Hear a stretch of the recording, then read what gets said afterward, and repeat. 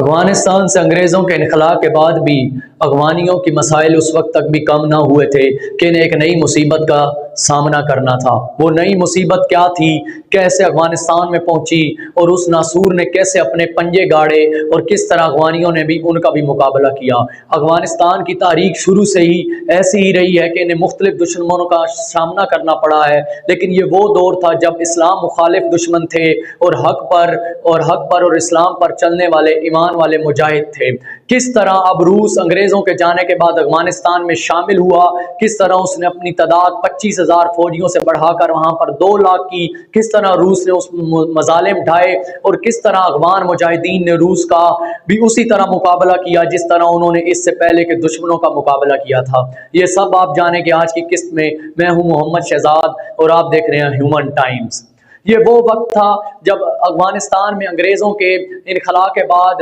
امن کے خواہش مند اور امن قائم کرنے والا روس جب اس نے یہ کہا کہ ہم امریکیوں کے خلاف چلیں گے، افغانستان میں امن قائم کریں گے، لیکن دنیا کو یہ سمجھ ہی نہ تھی، دنیا اسے اس نظر سے دیکھ ہی نہ رہی تھی کہ اس ٹائم روس کے جو اس افغانستان پر بری نظر رکھ رہا تھا۔ اس نے پہلی کھیپ میں امن کا نعرہ لگا کر کہ افغانستان کو مختلف گروہوں سے، مختلف دہشت گردوں سے پاک کرے گا، 25,000 کا دستہ افغانستان میں پہنچا۔ 25,000 فوجی افغانستان میں تقریباً 1 سال تک رہے، لیکن دسمبر 1979 میں یہ وہ مہینہ تھا جب افغانستان میں مختلف لوگوں کو روس نے خریدا، مختلف اقتدار میں رہنے والے لوگوں کو روس نے خریدا اور اسے ایک شاہانہ دعوت پر مدعو کیا، اور اس دعوت پر انہیں یہاں تک کہ افغانستان کے مسلمان حکمرانوں نے روس کی اس دعوت میں شراب نوشی تک کی۔ اس دوران ہی ان کو امن کا خواہش رکھنے والا یہ روس جو افغانستان کو امن کا ایک سبز باغ دکھا رہا تھا، ایک اپنے ہی جہاز کے ذریعے ایک بہت بڑا مال بردار جہاز بھیجا گیا جس میں مختلف ٹینک اور جدید اسلحہ افغانستان تک پہنچایا گیا۔ اس کے بعد بھی روس نہ رکا اور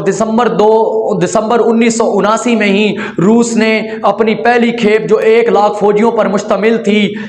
مختلف پروازوں کے ذریعے بگرام ایئرپورٹ پر پہنچایا۔ بگرام ایئرپورٹ کو قائم کیا ہی روس نے تھا، بنایا ہی روس نے تھا، کنسٹرکٹ ہی روس نے کیا تھا، اور روس نے 1979 میں تقریباً 350 پروازیں 3 سے 4 دنوں میں اس ایئرپورٹ پر کی اور 1 لاکھ روسی فوجی کو افغانستان میں اتارا۔ لیکن ان سب حالات سے پیش نظر ایک بہت ہی عجیب بات یہ تھی کہ امریکہ، CIA اور مختلف ذرائع ابلاغ کے ادارے اور پوری دنیا یہاں تک کہ افغانستان کا سب سے قریبی پڑوسی پاکستان بھی اس سارے عمل سے بے خبر تھا کہ روس افغانستان میں کرنے کیا جا رہا ہے۔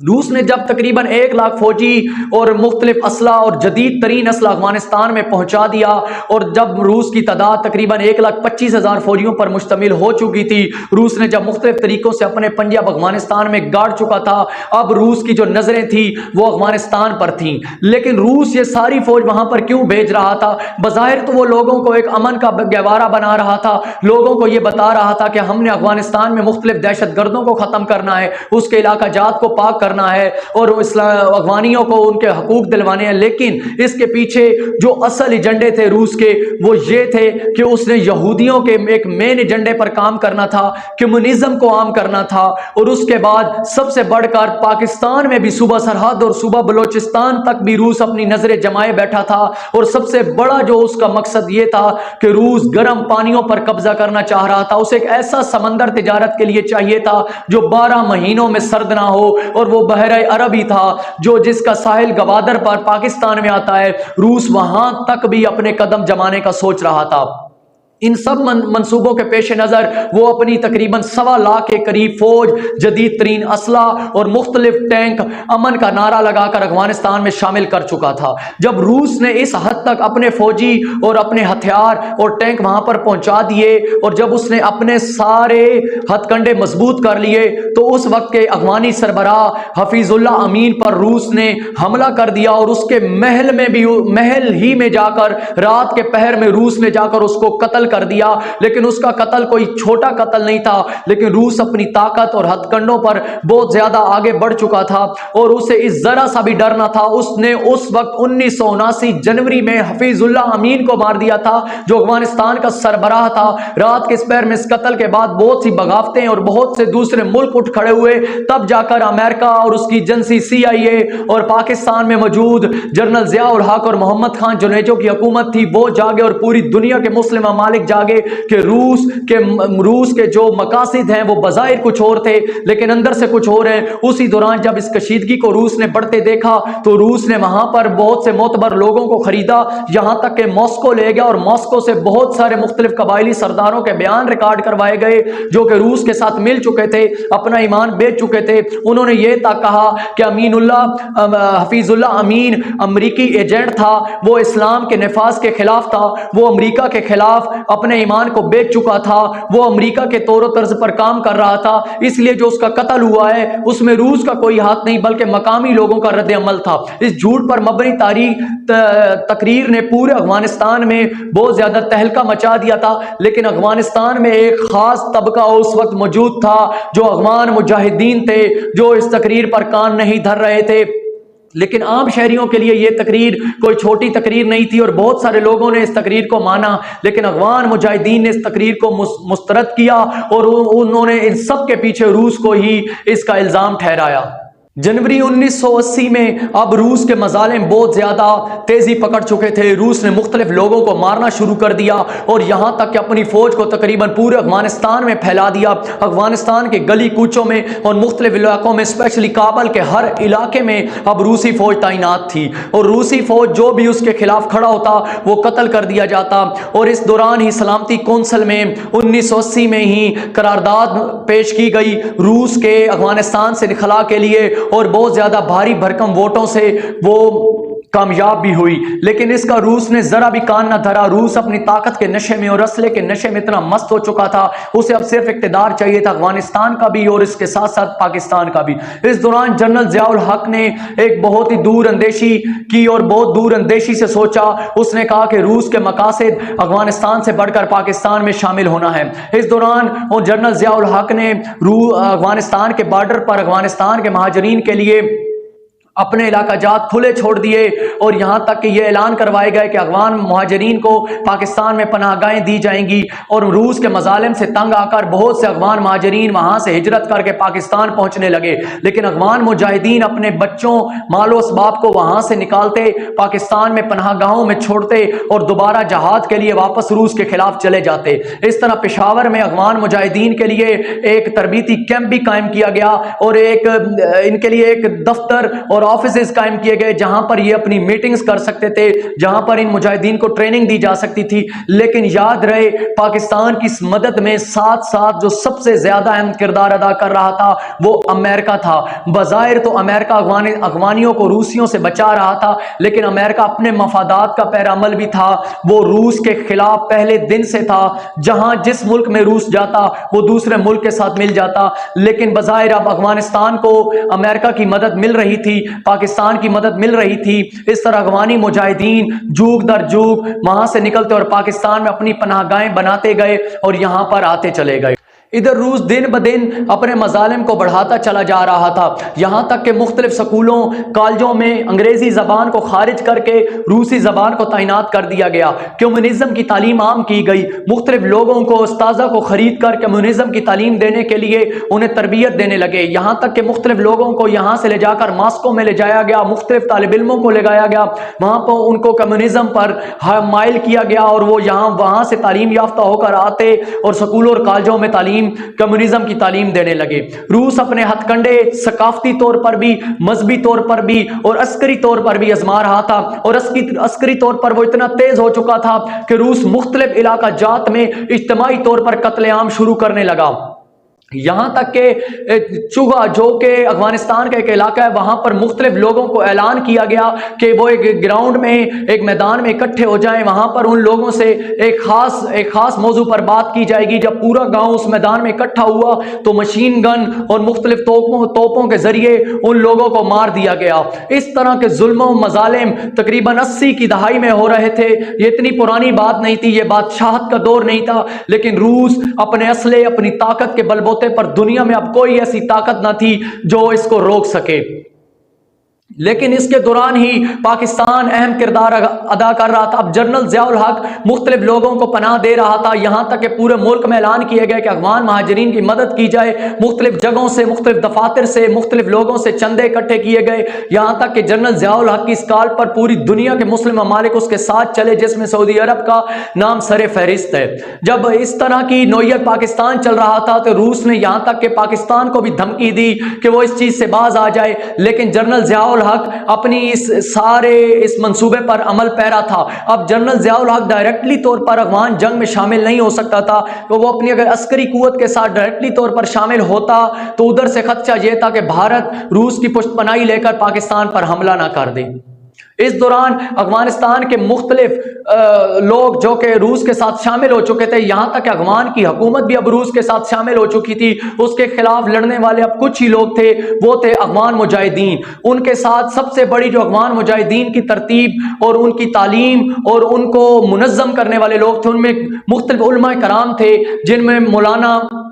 جلال الدین حقانی، مولانا محمد یونس، مولانا جلال الدین حقانی اور مولانا محمد نبی جیسے عالم بھی شامل تھے، جنہوں نے جہادی تحریکوں کو تیز کیا اور مختلف مجاہدین کو منظم کیا۔ اور اسی دوران مختلف کمانڈر بھی سامنے آئے، جن میں مولانا محمد ارسلان، مولانا دولت اللہ خان، مولانا محمد جان اور کمانڈر عبد البصیر جیسے لوگ شامل تھے، جو مختلف لوگوں پر مختلف مہمات میں شامل ہوئے، اور یہاں تک انہوں نے مجاہدین کو اکٹھا کیا اور مختلف علاقوں میں روس کو بھاری بھرکم نقصان دیا۔ اور اسی دوران ایک تنظیم اٹھ کر سامنے آئی، جس میں مختلف قبائل، مختلف کمانڈر اکٹھے ہوئے اور 6 قبیلوں اور کمانڈروں پر مشتمل ایک تنظیم بنائی گئی، جس کے بعد ان کی جہادی تحریک مجاہدین کی بہت زیادہ تیز ہو چکی تھی اور انہوں نے روس پر تابڑ توڑ حملے شروع کر دیے تھے۔ تقریباً جلال آباد ایئرپورٹ پر 300 کے قریب روسی فوج کو مار دیا گیا، ہرات میں سینکڑوں روسی فوجوں کو مار دیا گیا، کابل میں سینکڑوں روسی فوجوں کو مارا گیا۔ اسی دوران اس تحریک کو تیز کر دیا گیا۔ اب اگست کا مہینہ تھا،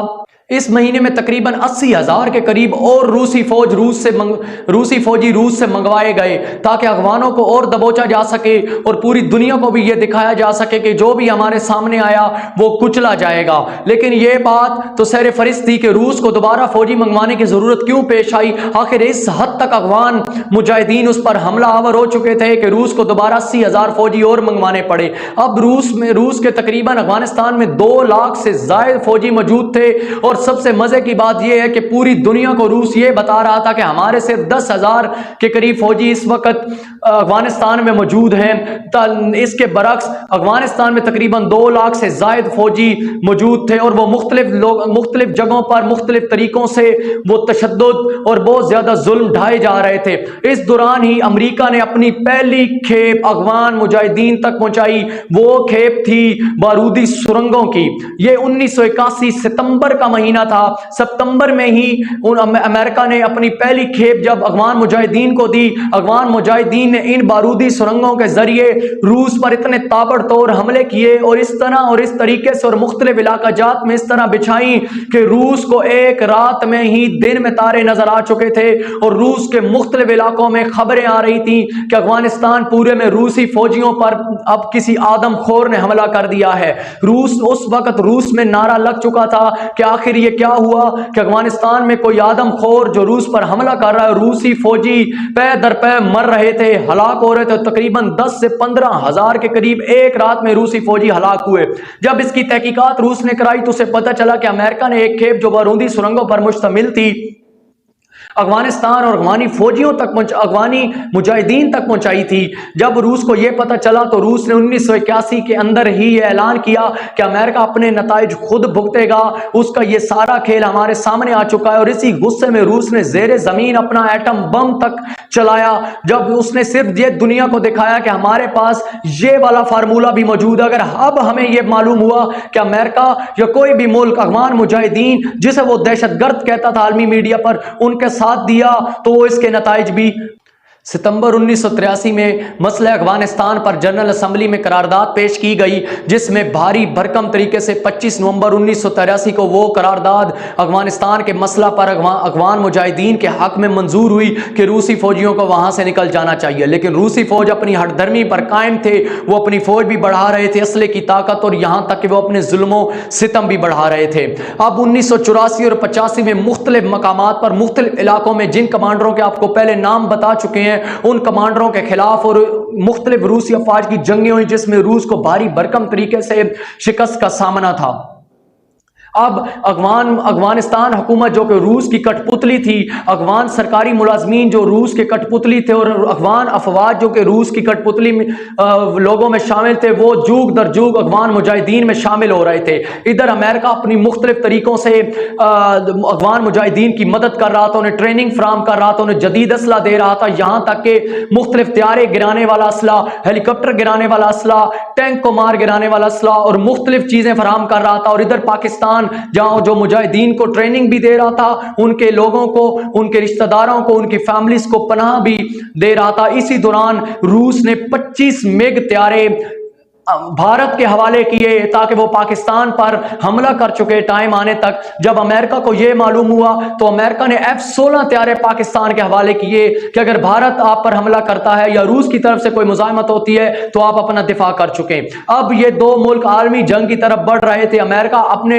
اپنے مفادات والے لوگوں کو چیزیں فراہم کر نواز رہا تھا، ادھر روس اپنے مفادات والے لوگوں کو نواز رہا تھا۔ اسی دوران 1985-86 میں مختلف جنگیں عروج پر ہو چکی تھی۔ 1986 کے آخر میں جب اعداد و شمار کیے گئے تو تقریباً 18,000 سے 20,000 روسی فوجی افغانستان میں افغان مجاہدین کے ہاتھوں مارے جا چکے تھے، اور 2500 سے 2600 کے قریب ہلاکتیں اور یا شہادتیں افغان مجاہدین کی ہو چکی تھیں، اور تقریباً 500 سے قریب ہیلی کاپٹر اور جہاز بھی روسی فوجیوں کے افغان مجاہدین کے ہاتھوں گر چکے تھے۔ ان سب کے پیچھے جو سب سے زیادہ ماسٹر مائنڈ کا کام سر انجام دے رہا تھا، جو روسی فوجیوں کے لیے سب سے بڑا خطرہ تھا، وہ جنرل ضیاء الحق تھے، جو پاکستان میں بیٹھ کر پاکستان کی بقا کے لیے مجاہدین کو سپورٹ کر رہا تھا، اور یہاں تک کہ امریکہ کی کھیپ بھی مجاہدین کے ہاتھوں آ رہی تھی۔ یہاں تک آپ کو بتاتے چلیں کہ امریکہ کو پاکستان کے مسلمانوں یا افغانستان کے مسلمانوں سے کوئی عمل نہیں تھا، وہ روس سے ایک ذاتی جنگ کا بدلہ لے رہا تھا، اور وہ چاہتا تھا کہ روس ان علاقوں میں قابض نہ رہے تاکہ کل کو امریکہ کے مفادات میں بھی وہ آ کر کھڑا ہو جائے۔ اب 1987 کے قریب جب اتنے جہاز بھی گر چکے تھے روس کے اور لوگ بھی مارے جا چکے تھے، اب جنیوا کے مقام پر امریکہ اور روس آپس میں مختلف طریقوں سے مذاکرات کے لیے وہاں پر اکٹھے ہو چکے تھے۔ اب یہ مذاکرات بظاہر کیا تھے، لوگ ان کی آپس میں ان مذاکرات کی جو سب سے زیادہ جو شکیں کیا تھیں، اب اس میں سب سے جو بدترین شک تھی وہ یہ تھی کہ پاکستان افغانستان سے بالکل لا تعلق ہوگا، پاکستان ان کو مجاہدین کو جگہ فراہم نہیں کرے گا، پناہ گاہیں فراہم نہیں کرے گا، اور روس اپنے فوجیوں کا افغانستان سے انخلا کرے گا۔ اور روس نے اس معاہدے پر دستخط کیے، اور یہاں تک کہ روس نے مہلت مانگی کہ 15 مہینوں کے اندر اندر وہ اپنے فوجیوں کو افغانستان سے نکال دے گا۔ یہ 1987 کی بات ہے۔ جب اس چیز کا عمل پاکستان کو بھی علم ہوا تو پاکستان نے کہا کہ روس کی جنگ افغانستان کے ساتھ نہیں ہے، افغانستان کی حکومت تو روس کے ساتھ کھڑی ہے، بلکہ افغان مجاہدین کے ساتھ ہے جو انہیں تسلیم نہیں کر رہے۔ تو اس مذاکرات میں، جنیوا مذاکرات میں افغان مجاہدین کو بھی نہیں بلایا گیا، اور یہاں تک کہ پاکستان کو بھی نہیں بلایا گیا۔ تو اس لیے جنرل ضیاء الحق نے اس پر برہمی کا اظہار کیا، اور ایک عجیب سا واقعہ پیش آیا کہ اگست 1987 کو بہاولپور ایئر بیس سے اڑنے والے جہاز جس میں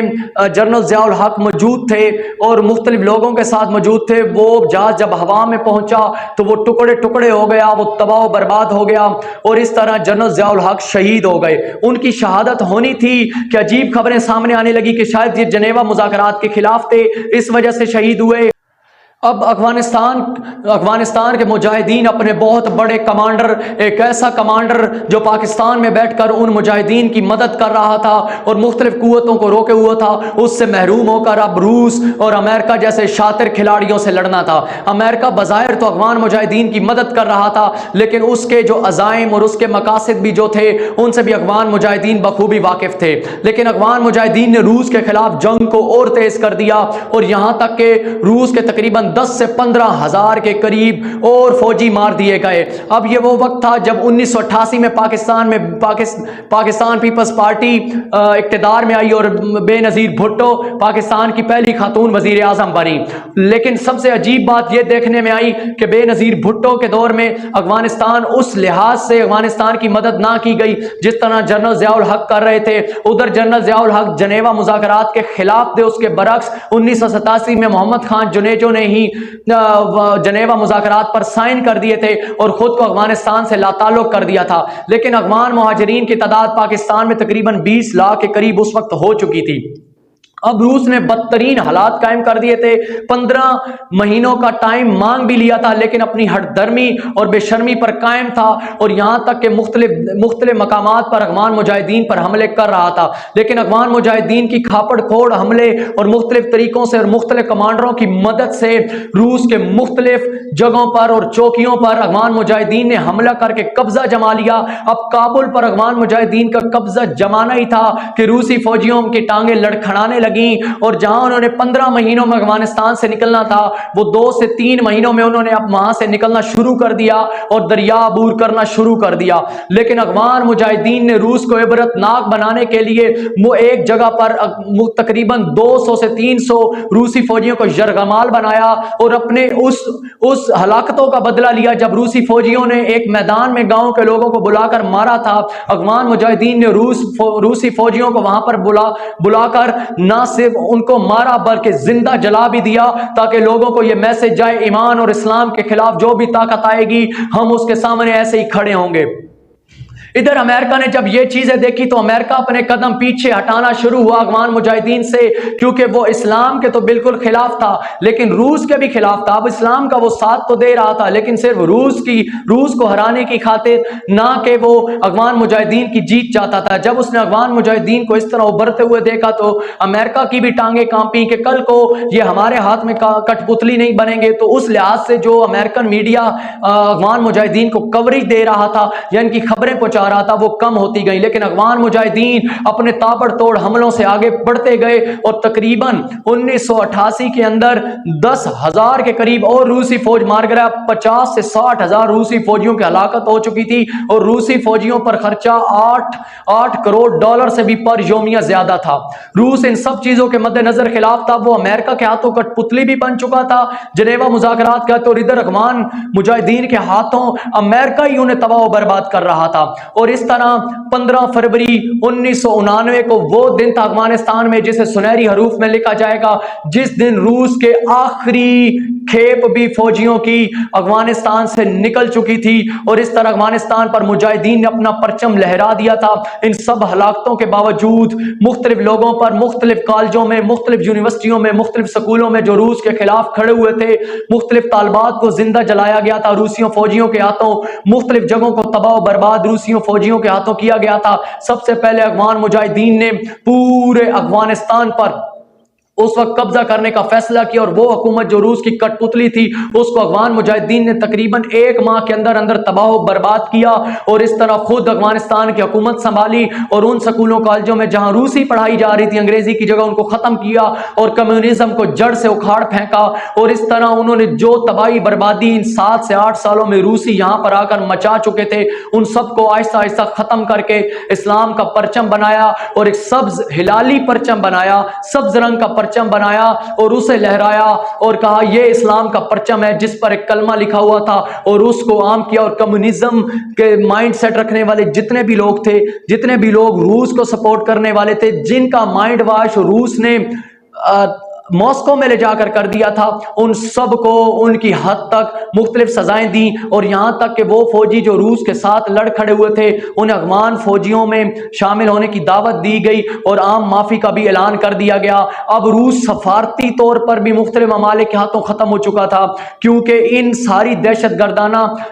حملوں کی وجہ سے، ان ساری ترتیب کی وجہ، ان ساری ہلاکتوں کی وجہ سے ماسکو میں جو اولمپکس ہوئی تھی اس میں 60 ملکوں نے تقریباً بائیکاٹ کر دیا تھا روس کا۔ اب روس پوری دنیا کے سامنے ننگا ہو چکا تھا جو اس نے دہشت گردی افغانستان میں پھیلائی تھی۔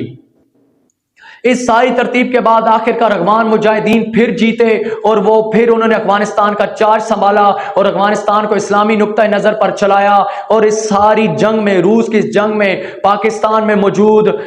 جنرل ضیاء الحق کی پیشن گوئی اور دور اندیشی کو کبھی بھی ہم سائیڈ پہ نہیں رکھ سکتے، وہ سنہرے حروف میں لکھی جائے گی، کیونکہ روس بحیرہ عرب کے تھرو گوادر پر حملہ کرنا چاہتا تھا، صوبہ سرحد کو حاصل کرنا چاہتا تھا، صوبہ بلوچستان کو حاصل کرنا چاہتا تھا۔ اگر اس طرح کی دور اندیشی اور اس طرح کی خاص پلاننگ کے طرح جنرل ضیاء الحق نہ شامل ہوتے اس جنگ میں، تو شاید آج یہ دو صوبے تھے اور بحیرہ عرب پر جو پاکستان کا بھی حصہ ہے اس پر روسی فوجیوں کا قبضہ۔ آج کی اگلی ویڈیو میں ہم آپ کو بتائیں گے کہ کیسے طالبان ظہور میں آئے، کیا وہ افغانستان میں خود سے ظہور میں آئے یا ان کو بنانے میں پاکستان کا کردار تھا یا امریکہ کا کردار تھا۔ ان ساری باتوں کے بارے میں ہم بتائیں گے آپ کو اگلی ویڈیو میں۔ ہمارے چینل کو سبسکرائب کیجئے اور بیل آئکن دبائیے تاکہ آپ کو اگلی ویڈیو کا بھی نوٹیفیکیشن ملے، اور اپنی